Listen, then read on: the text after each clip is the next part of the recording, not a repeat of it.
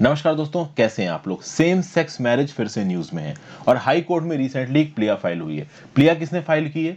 तो यूएस में एक गे कपल है। उस गे कपल में ऑब्वियसली बात है दो लोग होते हैं। एक पर्टिकुलर पर्सन के पास इंडिया का overseas citizen of India card है और दूसरा जो पर्सन है वो भाई यूएस का नागरिक है। इन दोनों लोगों ने आपस में शादी की है। अब जिस पर्टिकुलर इंडिविजुअल के पास ओसीआई कार्ड है वो अपने पार्टनर जो कि यूएस का एक सिटीजन है उसको ओसीआई कार्ड दिलाना चाहता है और इसके लिए उन्होंने इंडिया का जो कंसुलेट जनरल है न्यूयॉर्क में वहां पे अप्लाई भी किया है। बट इनको डर लग रहा है कि भाई ये जो यूएस नागरिक की जो ओसीआई कार्ड एप्लीकेशन है वो रिजेक्ट हो सकती है। क्यों रिजेक्ट हो सकती है? भले ही इनकी जो गे मैरिज है वो यूएस में रजिस्टर्ड है बट इंडिया में अभी भी सेम सेक्स मैरिज को, क्यूअर मैरिज को लीगल स्टेटस नहीं मिला है। भले ही हमारी जुडिशरी ने सेम सेक्स रिलेशनशिप को डीक्रिमिनलाइज कर दिया है, मतलब अब उसके ऊपर आप क्रिमिनल चार्जेस नहीं लगा सकते। जो भी सेम सेक्स रिलेशंस में इन्वॉल्व हैं एलजीबीटी क्यू कम्युनिटी के लोगों को अब तक जो परेशान किया जाता था उनको लीगली अब परेशान नहीं किया जा सकता है। बट अभी भी उनको शादी के लीगल राइट्स इंडिया में नहीं दिए गए हैं।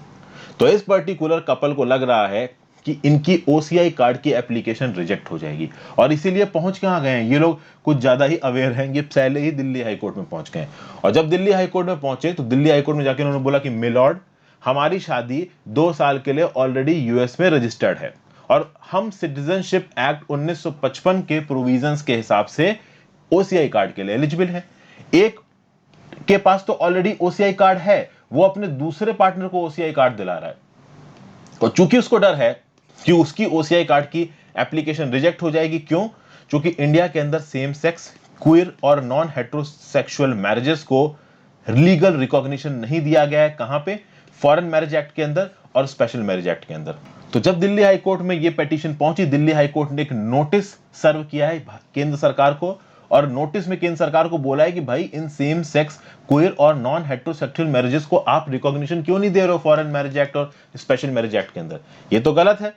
अगर आप देखो तो सिटीजनशिप एक्ट 1955 क्या बोलता है कि किसी इंडिविजुअल के पास मान लीजिए ओसीआई कार्ड है। अब आप बोलोगे यार ओसीआई कार्ड किसको दिया जाता है? ओसीआई कार्ड किसी ऐसे इंडिविजुअल को जो 26 जनवरी 1950 के बाद कभी भी इंडिया का नागरिक बनाओ। तो कल की डेट में लीजिए, मान लीजिए आप में से कोई यहां पे आईएम क्वालिफाई करता है, मैरिल लिंच में उसकी नौकरी लगती है 3 करोड़ की, वो यूएस जाता है, यूएस का नागरिक बन जाता है, तो वो इंडिया का ओसीआई भी बन सकता है।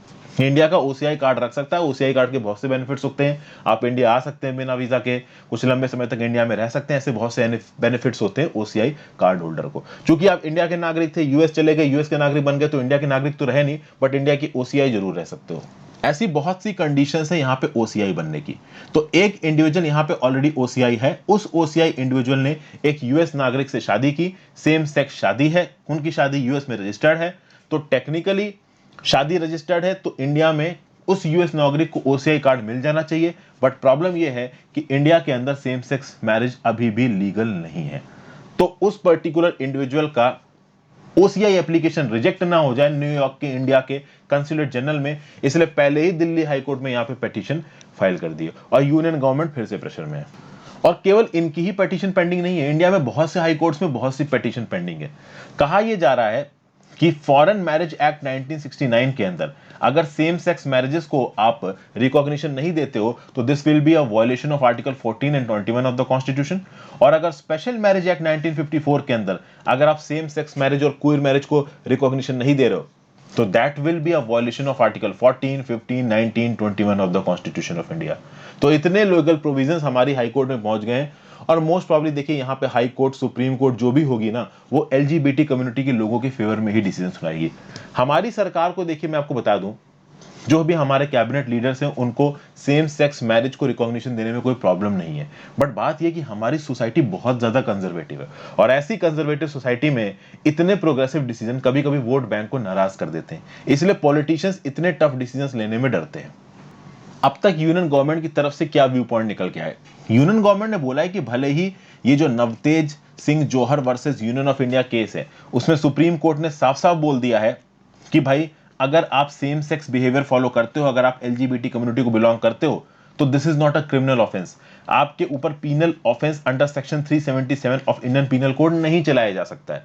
तो डेफिनेटली आप एक क्राइम नहीं कर सकते हो। बट इसका मतलब ये नहीं है कि आपको शादी करने की भी परमिशन मिल गई है। आप एलजीबीटी बन के इंडिया में रह सकते हैं, आपको कोई भी परेशान नहीं करेगा। बट इसका मतलब ये नहीं है कि you are legally entitled to Mary.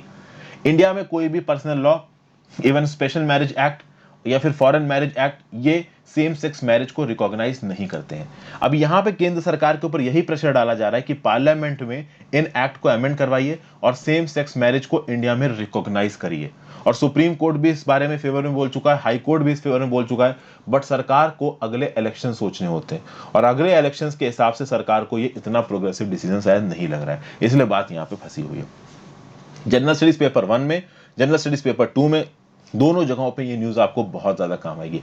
Navtej Singh जौहर वाला केस याद रखना, और ये 2 एक्ट याद रखना, एक तो स्पेशल मैरिज एक्ट 1954 और दूसरा याद रखना आप ये वाला एक्ट, फॉरेन मैरिज एक्ट 1969। अगर ये वायलेट होते हैं तो आर्टिकल 14, 21, 15, 16 इन सब का वायलेशन माना जाएगा। आर्टिकल 14, 15, 19 और 21 का वायलेशन माना जाएगा। ऐसी बहुत सी पेटिशंस हाई कोर्ट में पेंडिंग है। Delhi high court already union government को नोटिस इशू कर चुकी है कि भाई क्यों नहीं उनको लीगलाइज कर देते हो। भारत सरकार, यूनियन गवर्नमेंट लीगलाइज कर नहीं रही। यूनियन गवर्नमेंट ने बोला कि ठीक है भाई, नवतेज सिंह जौहर केस का जजमेंट आ गया है, आपके ऊपर क्रिमिनल चार्जेस नहीं लगाए जाएंगे, बट इसका मतलब ये नहीं है कि शादी कर सकते हो। तो ओवरऑल यहां पे आके चीजें रुक गई हैं।